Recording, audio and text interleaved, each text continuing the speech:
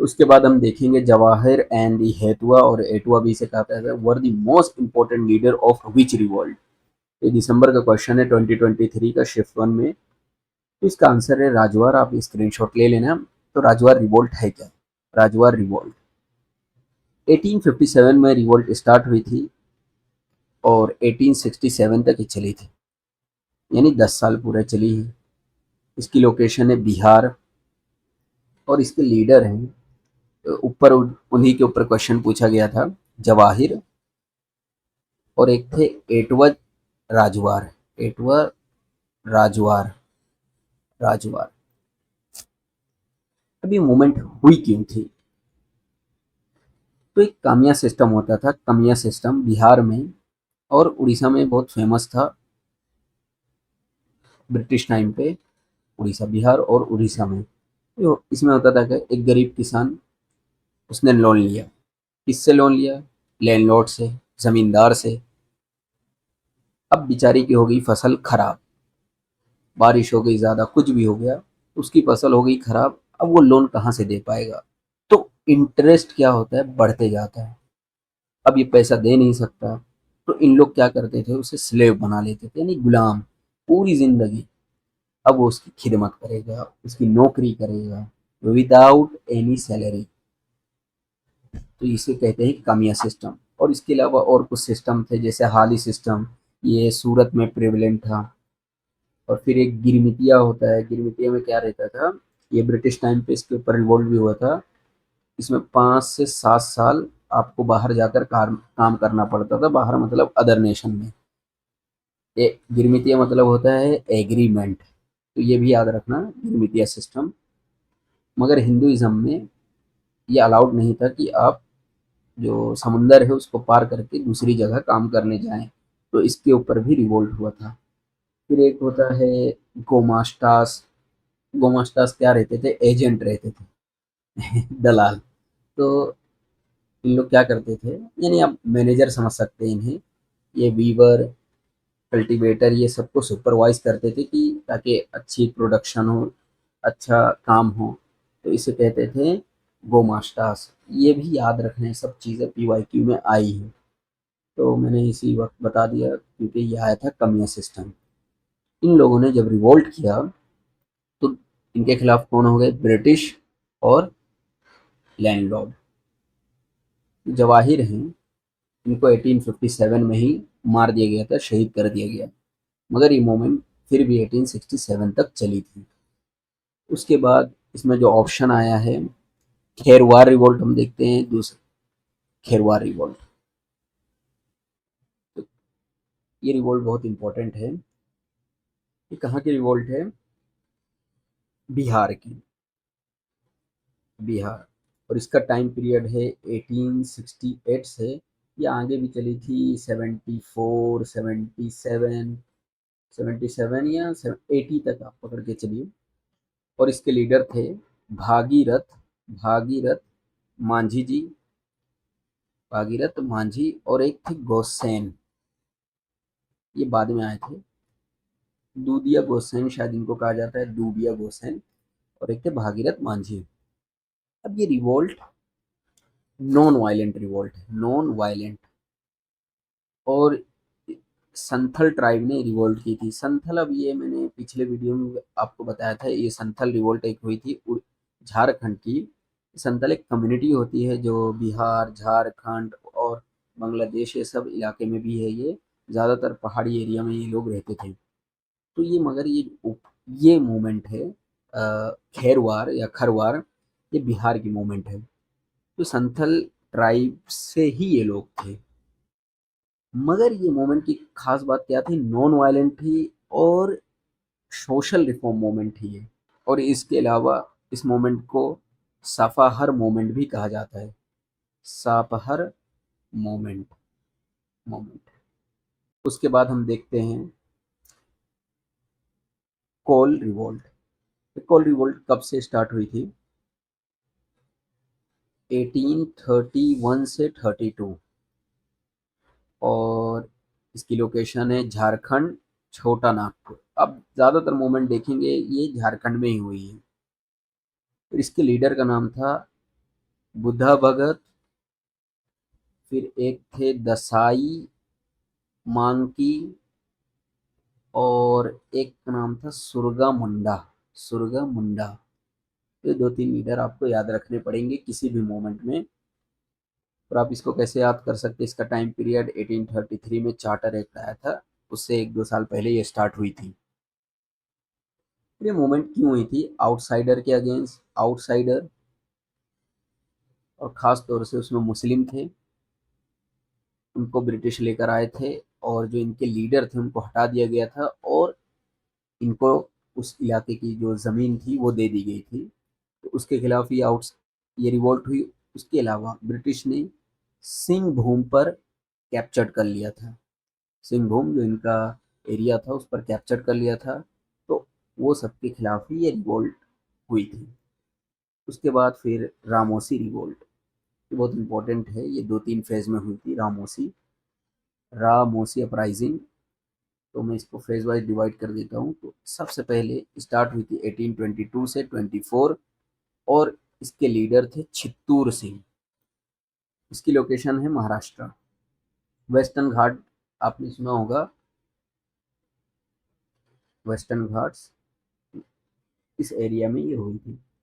तो पहले जो पहला फेज है 1822-24, चित्तूर सिंह इसके लीडर थे।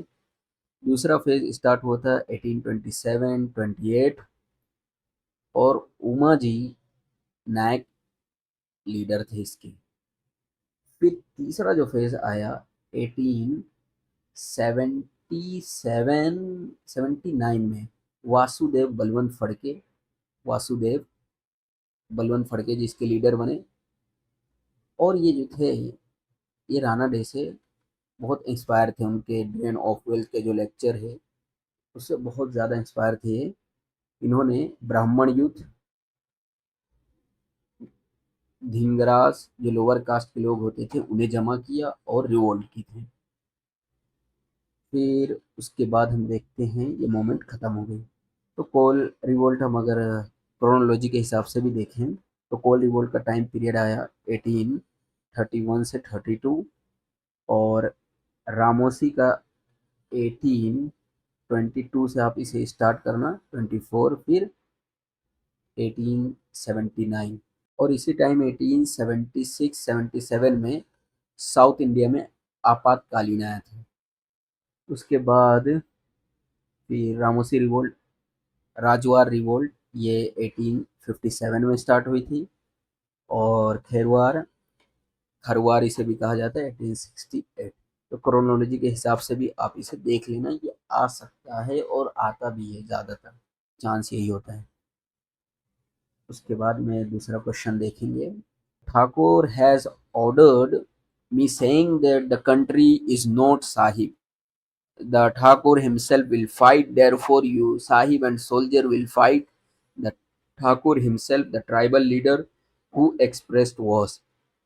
तो इसका आंसर है सिद्धू।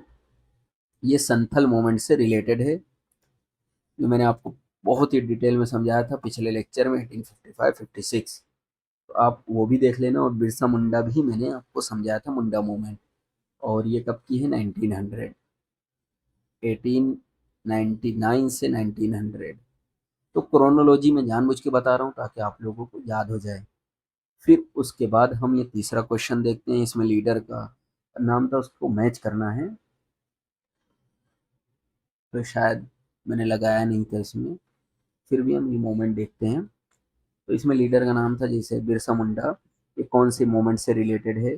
उसके बाद हाजी शरीयतुल्लाह, सिद्धू कानू, वासुदेव बलवंत फड़के। तो मैं आपको लास्ट में बता दूंगा। तो हम मुंडा मूवमेंट तो पिछली बार ही कर चुके थे। इसके थे बिरसा मुंडा लीडर, बिरसा मुंडा, और ये अभी मैंने ऊपर ही बताया, इसका टाइम पीरियड देख लेना।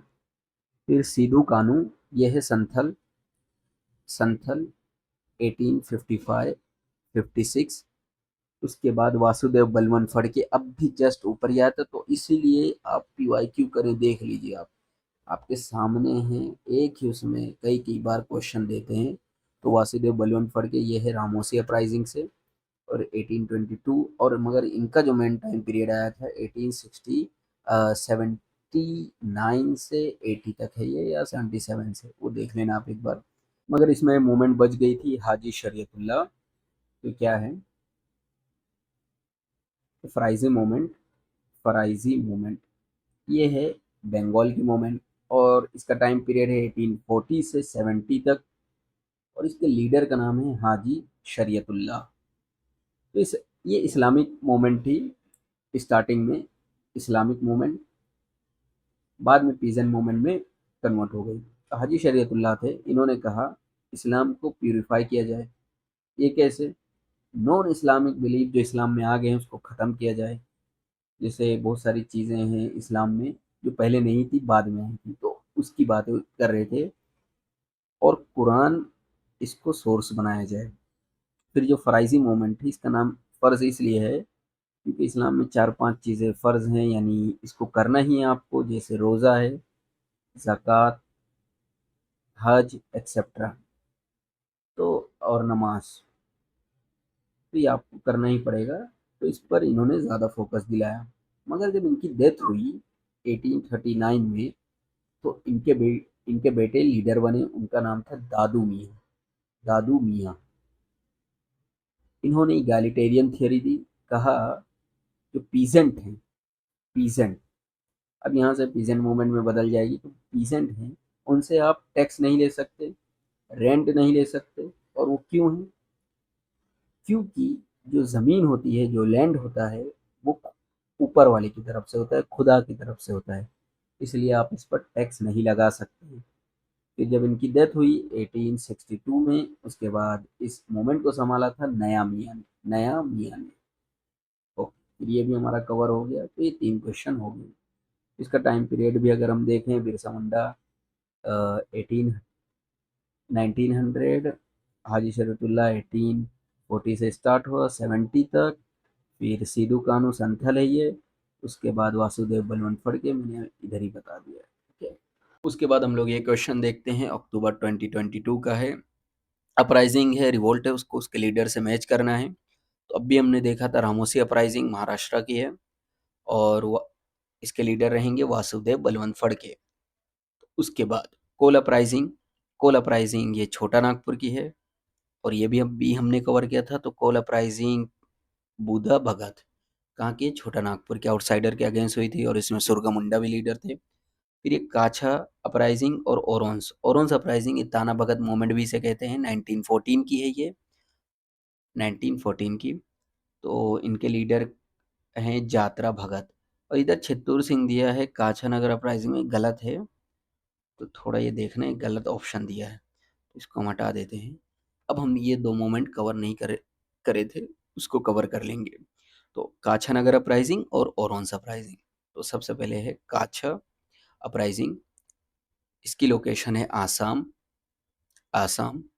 इसके लीडर का नाम है साम बुधन, तो आप ऊपर ये लिख लेना साम बुधन। और इसका टाइम पीरियड है 1882। 1882 में बहुत सारी, और मैंने आपको बताया था क्या क्या हुआ था, पिछला पार्ट देख लेना। अब आसाम की एक और रिवोल्ट है, ये भी अभी कवर कर लेते, आहोम रिवोल्ट।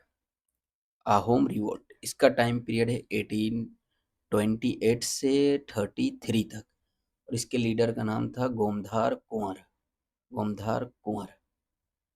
और ये क्यों हुई थी? क्योंकि ब्रिटिश ने कहा था कि फर्स्ट बर्मा वॉर के बाद हम आसाम को खाली कर देंगे, यानी चले जाएंगे, मगर उन्होंने ऐसा किया नहीं, उसकी वजह से रिवोल्ट हुई थी।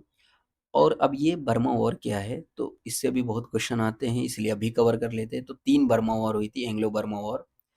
तो इसमें आपको 3 चीज़ें याद रखनी है। एक, उस वक्त कौन वाइसरॉय था, गवर्नर जनरल था। दूसरा, टाइम पीरियड और कौन सी ट्रीटी हुई थी, और इसका क्या इफ़ेक्ट हुआ था और वजह क्या हुई थी।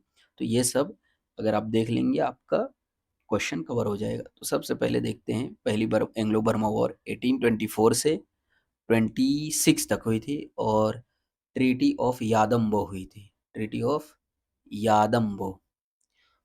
और ये जनरल कैम्पबेल, ये ब्रिटिशर थे, उनके दरमियान हुई थी। और एक थे गवर्नर लेगेंग महामिन, ले, लेगेंग महामिन, तो आप ये लिख लेना। और इस वक्त गवर्नर जनरल थे लॉर्ड अहमस्ट, लॉर्ड अहमस्ट। तो ये आपको याद रखना है, ये याद रखना है, और ट्रीटी। फिर दूसरी जो हुई थी एंग्लो बर्मा वॉर 1852 में हुई थी। इस वक्त थे लॉर्ड डेलॉइस। इसी के बाद ये 1 साल बाद रेलवे हुआ था मुंबई टू द थाने, ये भी याद रख लेना, इससे आपको याद हो जाएगा।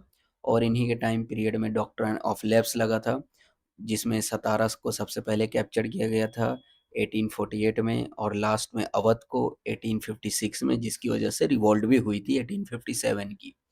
तो ऐसे आपको कनेक्ट करना है। अब ये इसमें कोई ट्रीटी नहीं हुई थी, ब्रिटिश ने कैप्चर कर लिया था बर्मा को और अपना कैपिटल रंगून बनाया था, रंगून। उसके बाद तीसरी वाली हम देखते हैं 1885 में हुई थी। उस वक्त लॉर्ड डफरिंग थे, और आपको ये ईयर बहुत फेमस लगेगा क्योंकि 1885 में कांग्रेस की भी फाउंडेशन हुई थी, स्थापना हुई थी। तो अगर आप 2-3 चीज़ों को ऐसे याद कर लेंगे फिर कभी नहीं भूलेंगे साथ में। अब इसमें क्या हुआ था, एक स्टेट था शान स्टेट, ये है ब्रिटिश और बर्मा के बॉर्डर के दरमियान था ये। तो एरिया में डिस्प्यूट हुआ था, इस वजह से ये थर्ड एंग्लो बर्मा वॉर हुई थी। बस तीनों बर्मा वॉर हमने देख ली, आहोम रिवोल्ट देख ली, और उसके बाद काछानगर अपराइजिंग। तो बहुत आपको ये बहुत बार क्वेश्चन में दिख जाएगा जब हम आगे करेंगे, अभी मैं आपको बताते चलूंगा। फिर ओरोन्स अपराइजिंग, ओरोन्स, इसको ताना भगत मूवमेंट भी कहते हैं, ताना भगत मूवमेंट। ये 1914 में स्टार्ट हुई थी 16 तक। अब ये क्यों हुई थी, इस वक्त वर्ल्ड वॉर हो रही थी, वर्ल्ड वॉर वन 1914 में स्टार्ट हुई थी। और ये मूवमेंट ना बिरसा मुंडा मूवमेंट से भी जुड़ी है। अब इसकी वजह क्या है, जब जब वर्ल्ड वॉर स्टार्ट हुई तो इन्हें मौका मिल गया, इन्होंने रिवोल्ट कर दी, किसके, ब्रिटिश के अगेंस्ट। और इनका साथ किसने दिया, मुंडाज ने दिया। इनके जो लीडर थे उनका नाम था जातरा भगत प्लस तुरिया भगत, तुरिया भगत। ये जातरा भगत थे, इन्होंने कहा शराब छोड़ दो, अपने लोगों से कहा शराब छोड़ दो, डांस छोड़ दो, और मीट, ये सब आपको छोड़ देना चाहिए, और नॉन वायलेंट मूवमेंट करना चाहिए, नॉन वायलेंट, नॉन वायलेंट। और ये मूवमेंट एक तरफ से ऐसे स्टार्ट हुई थी, एक बिलीफ था कि खुदा ने, ऊपर वाले ने जर्मन कैसर को वापस भेज दिया है, और वो तुम्हें ब्रिटिश से बचाएंगे, यानी तुम फाइट करो, तुम्हें ब्रिटिश से बचाएंगे, तुम्हें आज़ादी दिलाएंगे। तो इस बिलीफ से ये रिवोल्ट हुई थी। तो आप लोग इसको खुद मैच करना, जब आप मैच करेंगे आपको खुद ब खुद याद हो जाएगा। फिर उसके बाद हम ये नेक्स्ट क्वेश्चन देखते हैं नवंबर 2021 का। दिगंबर विश्वास and the Vishnu Vishwas led which of the following moment in 1859-56। तो मैंने आपको मुंडा बता दिया था, तो इनका नाम तो है बिरसा मुंडा, तो ये मोमेंट नहीं है। फिर इंडिगो रिवोल्ट, क्या ये मोमेंट है, तो बिल्कुल इंडिगो है। अपराइजिंग मोमेंट आप इसलिए रिजेक्ट कर देना क्योंकि ये मुस्लिम मोमेंट है, तो ये नाम तो मुस्लिम नहीं है, तो इस तरह भी आपको करना है। फिर कूका रिवोल्ट, अब ये कूका रिवोल्ट क्या है, अपराइजिंग हमने देख लिया था, इंडिगो भी देख लिया, मुंडा भी देख लिया, कूका हमने नहीं देखा था, तो कूका रिवोल्ट अब भी देखते हैं। ये पंजाब की रिवोल्ट है, पंजाब में 4-5 अपराइजिंग हुई है, 4-5 मोमेंट हुई है, जो रिलीजियस मोमेंट भी आप कह सकते हैं। तो उसको हम देखते हैं, कूका रिवोल्ट। मैं आपको पहले बता दूं कूका मतलब होता क्या है। पंजाब में जब गोट का नाम लिया जाता है या ज़ोर ज़ोर से, उसे ही कुक कहते हैं, तो इसलिए कूका नाम से फेमस हो गई। ये मोमेंट है 1857, 57 या 51 से, अलग अलग जगह ये सोर्स में दिया गया है। और इसके लीडर हैं जो इस जिन्होंने मूवमेंट फाउंड की थी, उनका नाम था बालक सिंह, बालक सिंह। मगर इस मूवमेंट को आगे बढ़ाया था राम सिंह ने, राम सिंह ने। तो ये ज़्यादा इम्पोर्टेंट है, लीडर का नाम राम सिंह, जिन्हें इनकारनेशन कहा जाता है गोविंद सिंह का, गुरु गोविंद सिंह का, ये 10th गुरु हैं, और इन्हें ये गुरु मानते थे ये लोग, बस। और उसके अलावा एक बुक को ये सही बुक मानते थे, उसका नाम है आदि ग्रंथ। ये कौन से गुरु ने किया था, 5th गुरु ने। ओके, तो ये बात आपको याद रखनी है। तो ये मूवमेंट में क्या था कि नॉन वायलेंट थे, नॉन वायलेंट, ये प्योर वेजिटेरियन थे, प्योर वेजिटेरियन। फिर इन लोग वाइट क्लॉथ पहनते थे, वाइट क्लॉथ पहनते थे और आइडियल वर्शिप के खिलाफ थे, मूर्ति पूजक के खिलाफ थे। ये मूवमेंट ज़्यादा इसमें सिर्फ यही सब बातें याद रखनी है, वाइट क्लॉथ। और ये ऑफ शूट है कूका मूवमेंट, किसका? नामधारी मूवमेंट का, नामधारी मूवमेंट, नामधारी मूवमेंट। बस इसके बाद एक दो और पंजाब में जो अपराइजिंग है, जैसे सिंह सभा, रिलीजियस मूवमेंट है सिंह सभा 1875। उसके बाद एक 1920 में आई थी अकाली मूवमेंट, ये नॉन कोऑपरेशन मूवमेंट है, अकाली मूवमेंट अगेंस्ट महंत। महंत वो होते थे, जैसे आप प्रीचर भी कहते, जो टेम्पल के यानी जो मेन प्रीचर होते थे, प्रीस्ट होते थे, उन्हें ही महंत कहा जाता था पंजाबी में। तो उसके खिलाफ ये मूवमेंट थी। और हम नेक्स्ट टाइम में जब रिलीजियस मूवमेंट करेंगे उसमें पूरा कवर कर लेंगे। उसके बाद ये क्वेश्चन देखिए, Paikas the militia Ahom stemmed from the organization Paikas by Goats, where each member was jointly responsible for military services for at least 12 month। ये 1 ईयर के लिए लोग को जाना पड़ता था। ये पाइका रिवोल्ट है, उसके बारे में है। फिर पाइका रिवोल्ट भी हमने कवर कर लिया है। फिर arrange the following event chronologically started from the earliest. Coca moment अब भी हमने कवर किया है। उसके बाद सुरेंद्र नाथ बनर्जी, इनके बारे में हम देखेंगे। 1874 में डिस्क्वालीफाइड हुए थे, उसकी वजह क्या थी वो बहुत इंटरेस्टिंग है। फिर पूना सार्वजनिक सभा, ये भी हम देखेंगे। और इंडियन लीग, ये सब, ये क्वेश्चन अच्छा है। तो कूका मूवमेंट भी जस्ट हमने देखा था। फिर सुरेंद्र नाथ बनर्जी के बारे में देखते हैं। सुरेंद्र नाथ बनर्जी, इन्हें डिस्क्वालीफाइड किया गया था 1874 में। और उसकी वजह क्या थी? ये सिविल सर्वेंट थे, तो इसकी वजह क्या थी कि ये एंटी ब्रिटिश मूवमेंट में इनको पाया गया कि ये अंग्रेज़ों के खिलाफ ही मूवमेंट कर रहे हैं। तो अंग्रेज़ों ने कहा हमारी हमारा खा के हमें ही मारोगे, तो तुम जाओ, आप डिस्क्वालीफाइड कर दिया। और मैं आपको इनके बारे में और कुछ बताता हूँ, बहुत ही इम्पोर्टेंट है।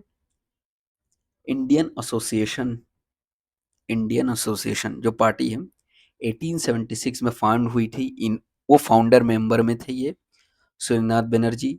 फिर इनकी बुक है a nation in making, a nation in making, ये याद रखना, अ नेशन इन मेकिंग।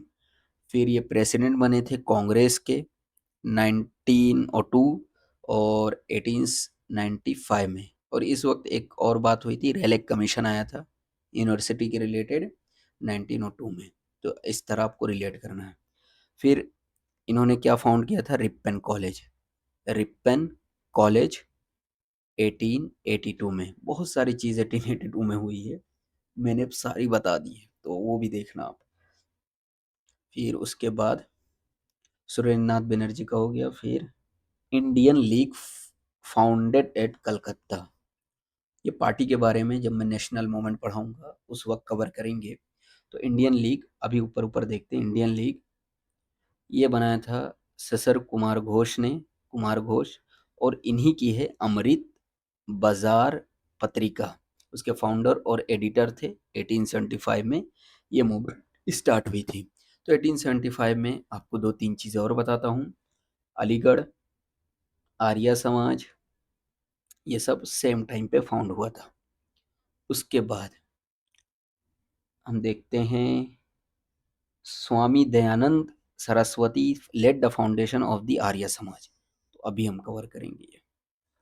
1875 में आर्य समाज फाउंड हुई थी, कहाँ? बॉम्बे में। और इनके जो लीडर थे उनका नाम था मूल शंकर, जिनको हम स्वामी दयानंद सरस्वती के नाम से जानते हैं। ये याद रखना, मूल शंकर, ये भी पीवाईक्यू में आता है, मूल शंकर। तो क्या नाम था? स्वामी दयानंद सरस्वती, इनको हम उस नाम से जानते हैं। तो ये मूवमेंट क्या थी? रिलीजियस मूवमेंट थी। इनका जो स्लोगन था, go back to Vedas, go back to Vedas. ये मैं 2 बार रिपीट कर रहा हूँ, उसकी वजह है कि आपको याद हो जाए। गो बैक टू वेदास इनका स्लोगन था कि आप वेदास में जाओ। बाकी ये जो बुक थी पुरानास, ये सबको नहीं मानते थे। कहते थे ये सेल्फिश लोगों ने लिखा है। और उसके बाद इन्होंने ही स्टार्ट की थी शुद्धि मूवमेंट। ये शुद्धि मूवमेंट क्या था कि नॉन हिंदूज को हिंदू में कन्वर्ट किया जाए। ये पहली ऐसी मूवमेंट थी जो हिंदू, क्योंकि हिंदुइज्म में किसी को कन्वर्ट नहीं किया जाता है, मगर ये पहली मूवमेंट थी। फिर इनकी जो बुक है उसका नाम है सत्यार्थ प्रकाश। इसमें इन्होंने अपने आइडियाज़ को प्रमोट किया है। इनके डिसाइपल में है लाला लाजपत राय, लाला हंसराज, पंडित गुरुदत्त।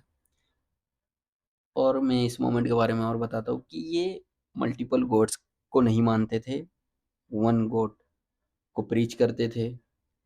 ये जैसे ये राजा राम मोहन रॉय ने किया था, राजा राम मोहन रॉय ने ब्रह्मो समाज, ये उसी तरह ये मूवमेंट थी, थोड़ी अलग टाइप की।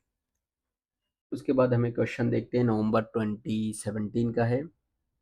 Out of the following which was powerful tribal movement launch in Guntur district Andhra Pradesh non cooperation movement. तो इसका आंसर है चेंचू मूवमेंट। तो सबसे पहले हम देखते हैं नायकाड़ा रिवोल्ट के बारे में। नायकाड़ा ये है मध्य प्रदेश और गुजरात की मूवमेंट। इसका टाइम पीरियड है 1858 और इसके लीडर का नाम है रूप सिंह। और ये क्यों हुई थी? वही ब्रिटिश ऑपरेसर के अगेंस्ट। इन्होंने क्या किया, पुलिस स्टेशन पर अटैक कर दिया और उसे बर्न भी कर दिया। और ये अपने आप को कैरिस्मेटिक लीडर कहते थे। ओके। फिर उसके बाद माइनर मूवमेंट क्या है ये मुझे नहीं मालूम है। फिर नायकाड़ा हो गई। ताना भगत मूवमेंट हमने अभी देखा था 1914। इसके लीडर थे जात्रा भगत, तुरिया भगत। वर्ल्ड वॉर के टाइम पर स्टार्ट हुई थी।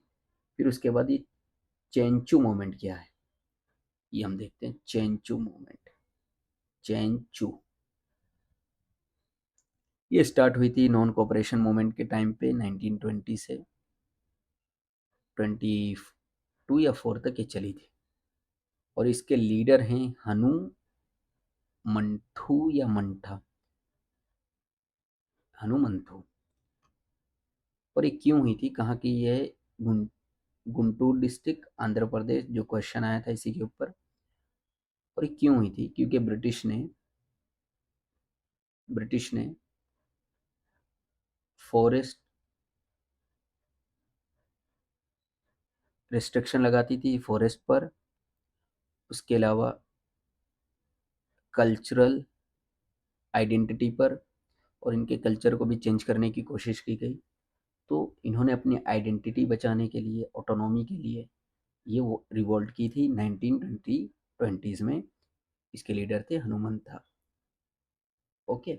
और नायकाड़ा रिवोल्ट हिंदूज के भी अगेंस्ट थी। लैंडलॉर्ड, जिसे डिकूज भी कहा जाता है, लैंडलॉर्ड इन्हें डिकूज भी कहा जाता है। तो ये भी याद रखना, कभी आ सकता है। फिर उसके बाद ये देखते हैं अक्टूबर 2020 का क्वेश्चन है। संथाल अपराइजिंग हमने पार्ट 1 में ही कर लिया था। तो 1855 झारखंड की मूवमेंट है ये। अब इसमें बताना है कि कौन सा सही है कौन सा गलत है। ऑप्शन मैंने डालना भूल गया है तो अभी बता देता हूँ। तो the area of the uprising was called Daminikoh, ये बिल्कुल सही है। ये क्या है मैं अभी इसको भी समझाऊंगा। Tribal made a determined attempt to expel the outsider, बिल्कुल सही। Rebel proclaim the complete annihilation of the alien regime, ये भी सही है। Tribal possess the latest weapon, नहीं उनके पास पुराना था तो ये गलत हो जाएगा। Tribal were the oppose by the Gwalas and the Lohars, ये भी गलत है। हालांकि ये ब्रॉड मूवमेंट के बारे में पूछा है, लार्जर चीज़ों के बारे में, मगर ये वैसे भी गलत है कि इन लोगों ने सपोर्ट नहीं किया। फिर ये देखते हैं दामने को एरिया क्या है। जो संथल ट्राइब है, संथल, ये सिर्फ इंडिया में नहीं है, बांग्लादेश में भी है। आसाम, मणिपुर, छत्तीसगढ़, बिहार, ये सब ट्राइब में, ये सब एरिया में ये लोग रहते हैं, संथल लोग। तो एक जगह की मूवमेंट नहीं है। तो ब्रिटिश ने दामने को एक एरिया का नाम दिया था, उसके बारे में ही ये क्वेश्चन था। उसके बाद हम ये क्वेश्चन देखेंगे, एक क्रोनोलॉजिकल ऑर्डर में करना है। 2012 क्वेश्चन है दिसंबर का। तो हमने मुंडा किया है अभी, मुंडा रेबिलियन 1900। फिर संथल भी हमने किया है 1855 56। मोफला रिवोल्ट और दक्कन राइट्स अभी हमने नहीं किया, ये अभी करेंगे। तो मोफला रिवोल्ट क्या है? ये साउथ की रिवोल्ट है। 1835 से 1921 तक ये रिवोल्ट चली थी। और दक्कन राइट्स ये 1875 की रिवोल्ट है। तो ये दोनों अभी कवर करते हैं। मोफला अपराइजिंग क्या है? मोफला केरला की मूवमेंट है और टाइम पीरियड है इसका 1835 से 1921। ये मोफला कौन थे? अरब डिसेंडेंट। जब अरब इंडिया में आए थे तो इन्होंने हिंदू को कन्वर्ट किया, तो यही वो लोग थे मोफला। गरीब लोग थे, पीजेंट, फिशरमैन, ये सब मोफला कहलाते थे।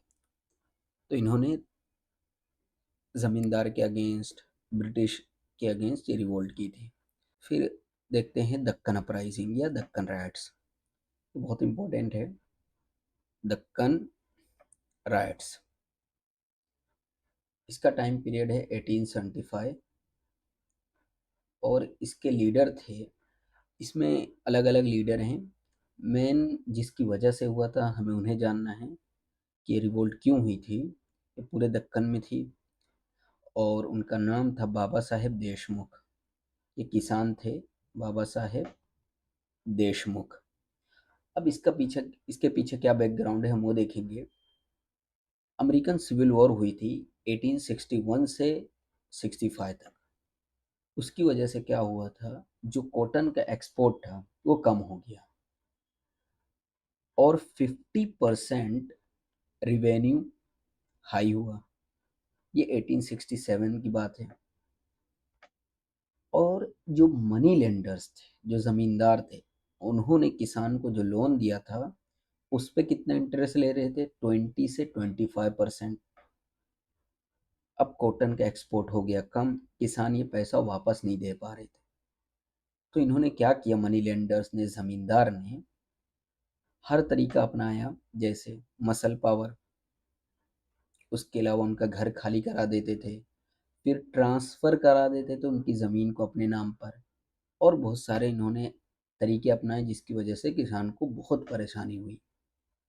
अब जो एक गांव था कारदेश या कारदेव ऐसे नाम था, यहाँ पे एक दो कम्युनिटी रहती थी। अब दक्कन में ज़्यादातर जहाँ ये रिवोल्ट हुई दो कम्युनिटी का नाम आता है। एक थे कुंबी, कुंबीर। ये थे डेप्ट कल्टीवेटर। डेप्ट कल्टीवेटर यानी जिन पर लोन था, जो किसान थे। और दूसरे थे मनी लेंडर, जिनको कहा जाता था वानिस। वानिस, ये दो कम्युनिटी थी। अब ये जो गांव था कारदेश, वहाँ के एक मनी लेंडर थे, उनका नाम था कालू राम। कालू राम। इन्होंने, जो मैंने ऊपर नाम बताया था, बाबा साहेब देशमुख का घर खाली कराने की कोशिश की, क्योंकि वो लोन का जो इंटरेस्ट था वो नहीं दे पा रहे थे। तो किसान भड़क गए, इन्होंने एजिटेशन कर दी। एजिटेशन टाइम पीरियड मैंने क्या बताया था, 1875। और किसानों ने एक बहुत बड़ा काम किया, मनी लेंडर्स का बाइकआउट कर दिया पूरे गांव से। इनसे बातचीत, इनसे सामान लेना देना, हर चीज़ बंद कर दिया। और ये मूवमेंट पूना और अहमदनगर में भी फैल गई। इन्होंने मनी लेंडर के हाउस पर भी अटैक कर दिए। मगर इसकी वजह से क्या हुआ, 1875 में रिवोल्ट सप्रेस कर दी गई। गवर्नमेंट ने बहुत मिलिट्री, पुलिस, ये सब बड़े पैमाने पर यूज़ की। मगर गवर्नमेंट ने एक काम किया, दक्कन राइट एसोसिएशन बनाया, दक्कन राइट कमीशन बनाया। अब इस कमीशन की वजह से एक एक्ट पास हुआ, एक रेगुलेशन पास हुआ, जिसे हम कहते हैं दक्कन एग्रीकल्चर रिलीफ एक्ट 1879। अब इस एक्ट में क्या था कि आप किसी भी किसान की ज़मीन ट्रांसफ़र नहीं करा सकते और लोन में भी कुछ छूट दी गई थी। तो यही है दक्कन अपराइजिंग। मोफला भी हमने कर लिया, तो आप अब इसे खुद लगा लेना कोर्ट से। फिर हम ये क्वेश्चन देखेंगे, जून 2013 का क्वेश्चन है। इसमें मूवमेंट है और उसकी लोकेशन है। तो मैंने आपको बताया था कि लोकेशन, लीडर, टाइम पीरियड, ये इसी से ही ट्राइबल और पीजेंट मूवमेंट में क्वेश्चन होता है। तो पबना मूवमेंट ये अभी हमने नहीं किया, आज करेंगे। मोफला रेबिलियन अभी जस्ट हमने किया। कहाँ की है? मालाबार। मालाबार कहाँ है? केरला में। ये जो एरिया है मालाबार। उसके बाद बारदोली, सरदार वल्लभ भाई पटेल, ये भी हमने किया है, गुजरात की मूवमेंट है, जिसमें टाइटल मिला था सरदार का वल्लभ भाई पटेल को। फिर दक्कन राइट्स, जस्ट, महाराष्ट्र। उसके बाद मोफला हो गई। पबना, पबना रिवोल्ट और पबना मूवमेंट क्या है, बहुत इंटरेस्टिंग है, अभी हम देखेंगे इसको। पबना ये बंगाल की मूवमेंट थी और ये इलाका आज कहाँ है? बांग्लादेश में। इसका टाइम पीरियड है 1873 से 85 तक। और इसके लीडर हैं ईशान चंद्र रॉय, शंभुनाथ पाल, और एक मुस्लिम थे खुदी मुल्ला। खुदी मुल्ला। अब ये मूवमेंट क्या थी? एक एक्ट निकला था 1859 में ब्रिटिश की तरफ से। उसमें कहा गया था कि अगर कोई भी पीजेंट 12 साल तक एक ज़मीन पर कल्टीवेशन करे और प्लस टैक्स बराबर देता रहे तो वो ज़मीन उसकी हो जाएगी। अब ज़मींदार को, लैंडलॉर्ड को ये बात तो पसंद नहीं आएगी, तो इन्होंने बहुत ज़्यादा फोर्स अपनाया। फिर रेंट हाई कर दिया। और 12 साल होने से पहले ही कुछ ऐसा तरीका अपनाते थे जिसकी वजह से किसान भाग जाए। अब किसानों ने एक लीग बनाई जिसका नाम था एग्रेरियन लीग। Agrarian league. ये कब बनी थी? 1873 में। और उसका नाम था यूसुफ शाही परगना। ये यहाँ बनी थी, विलेज, ये डिस्ट्रिक्ट का नाम है। मगर ये ऐसी मूवमेंट है जिसमें किसान ब्रिटिश के अगेंस्ट नहीं थे। उल्टा ये चाहते थे कि इन्हें क्वीन का राइट्स बना दिया जाए। यानी क्वीन के जो किसान होते थे, जो क्वीन के अंडर में आए, यानी ब्रिटिश के अंडर में, आप उनके अंदर में ये कल्टीवेशन करेंगे। पहली ऐसी मूवमेंट है जिसमें ब्रिटिश के अगेंस्ट नहीं थे किसान। मगर एक बात यहाँ इंटरेस्टिंग ये है कि जो एरिया था बांग्लादेश में है, तो 70% इसमें मुस्लिम थे। मगर इनके जो लीडर का नाम है, मैंने आपको बताया था, ईशान चंद्र रॉय, ये थे हिंदू और यही लैंडलॉर्ड थे। फिर शंभुनाथ पाल, ये विलेज हेडमैन थे। और खुदी मुल्ला जोतेदार थे। खुदी मुल्ला क्या थे? जोतेदार। तो इसीलिए इसको डिवाइड करने की भी कोशिश की गई। मगर ये मोमेंट हिंदू मुस्लिम यूनिटी की एक मिसाल है। फिर अब हम आगे देखते हैं।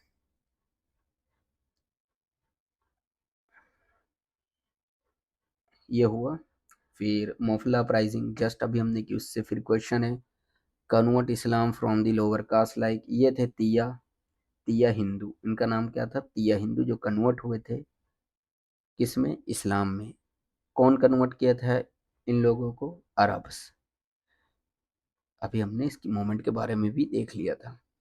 फिर नेक्स्ट क्वेश्चन देखते हैं, गडकरी रिवोल्ट, जून 2014 का क्वेश्चन है। गडकरी रिवोल्ट 1844 की, ये भी हमने कवर किया था पार्ट 1 में, 1844 की। इसके लीडर थे बाबाजी अहिरकार। और ये कौन थे?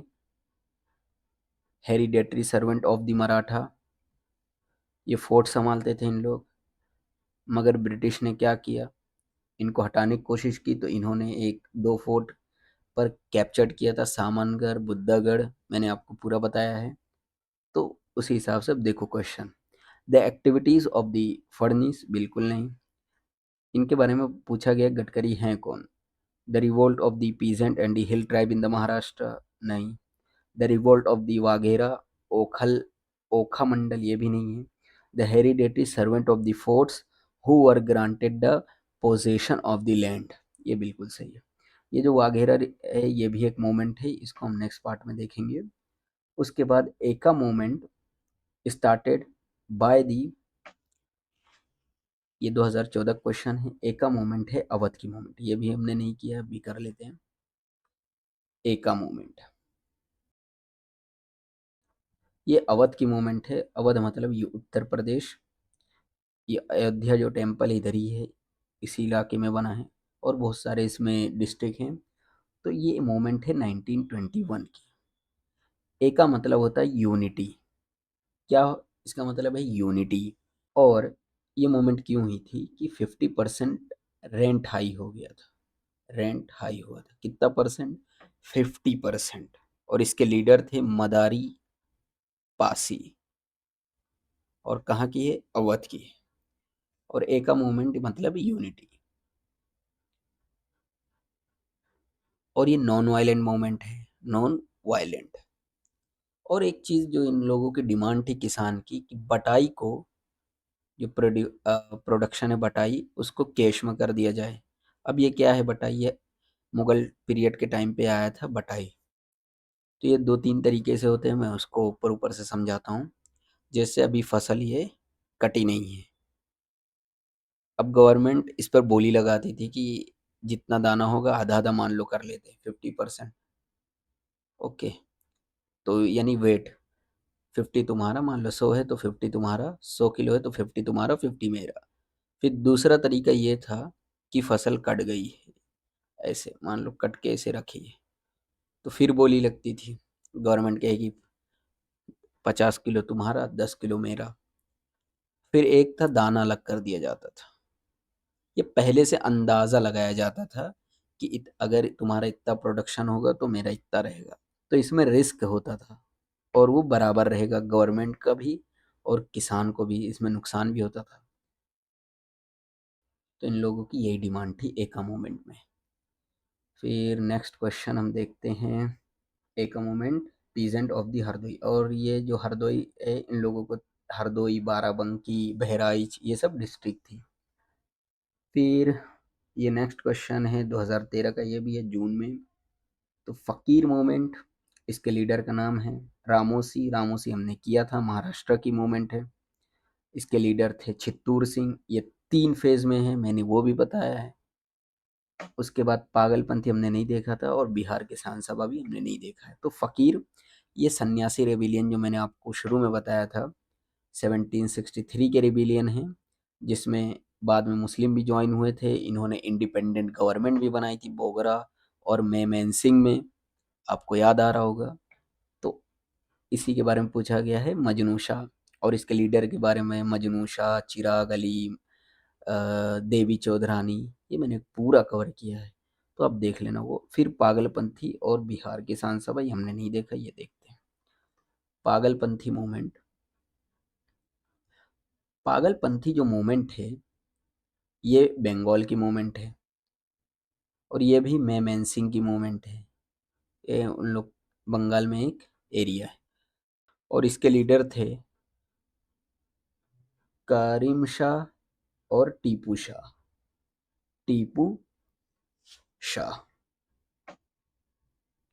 और ये कहाँ की है? शेरपुर परगना और मेन सिंह, ये सब एरिया में ये मूवमेंट हुई थी। अब इसमें क्या हुआ था कि जो जमींदार थे और ब्रिटिश थे, ये अबवाब लेते थे, एक्स्ट्रा सेस जिसे आप कह सकते हैं। और इन लोग जो दूसरी, इन लोग को परेशानी ये थी कि परमानेंट सेटलमेंट की वजह से। परमानेंट सेटलमेंट, अब ये क्या है परमानेंट सेटलमेंट? ये पहले देख लेते हैं। ये मूवमेंट का टाइम पीरियड है 1824 से 35 तक। अब परमानेंट सेटलमेंट क्या है? 1793 में इंट्रोड्यूस हुआ था। कहाँ हुआ था? ये भी क्वेश्चन है पीवाईक्यू का। बंगाल, बिहार और उड़ीसा में 1793। किसने किया था? कॉर्नवालिस ने। कॉर्नवालिस, इसको जॉन शोर ने इंट्रोड्यूस किया था, मगर कॉर्नवालिस ने इसे इम्प्लीमेंट किया था। कहाँ किया था? ये 3 एरिया में, बंगाल, बिहार एंड उड़ीसा।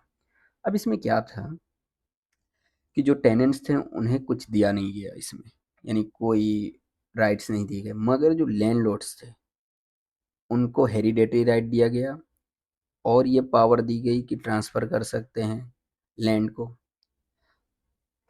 मगर यहाँ 50% से ज़्यादा रिवेन्यू था, और ये भी फिक्स टाइम पीरियड पे उन्हें देना पड़ता था, फिक्स टाइम पीरियड पे। तो ये क्या करते थे लैंडलॉर्ड, इसकी वजह से लैंडलॉर्डिज्म भी बहुत बढ़ा था।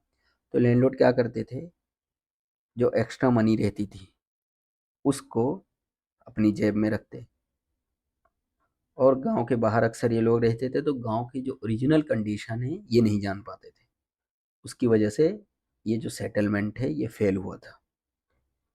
फिर दूसरी मूवमेंट क्या थी, बिहार किसान सभा। बिहार किसान सभा, बिहार किसान सभा, ये 1927 में ये बनी थी, और इसको बनाने वाले थे सजानंद सरस्वती जी, सरस्वती। इन्होंने ही 1936 में ऑल इंडिया किसान सभा भी बनाई थी, ये आप याद रख लेना। बस आज के लिए और ये पार्ट के लिए काफ़ी है। और मैं आपको थोड़ा कॉर्नवालिस के बारे में बता देता हूँ। अभी कॉर्नवालिस के बारे में, जो गवर्नर जनरल थे कॉर्नवालिस, इन्हें फादर ऑफ सिविल सर्वेंट भी कहा जाता है, सिविल सर्विस ऑफ इंडिया भी कहा जाता है, क्योंकि इन्हीं के टाइम पे जो सिविल सर्वेंट का कॉन्सेप्ट आया था इन्होंने ही इंट्रोड्यूस किया था। और इन्होंने ही जो फौजदारी अदालत होती थी, क्रिमिनल केसेस जो संभालती थी, क्रिमिनल केसेस, ये मुर्शिदाबाद से कलकत्ता किया था कॉर्नवालिस ने ही। इनको मार्क्वेस कॉर्नवालिस भी कहा जाता है। उसकी वजह क्या थी, श्रीरंगपट्टनम की जो ट्रीटी हुई थी 1792 में, थर्ड एंग्लो मैसूर वॉर, मैंने मैसूर वॉर भी कवर कराया है। थर्ड एंग्लो मैसूर वॉर, ये जो ट्रीटी हुई थी इन्हीं के टाइम पीरियड पे हुई थी। और इनके बारे में एक चीज़ बहुत इम्पोर्टेंट है कि जो मिंट इस्टेब्लिश हुई थी कलकत्ता में, इन्होंने ही करवाई थी, और इनका टाइम पीरियड है 1786 से 93।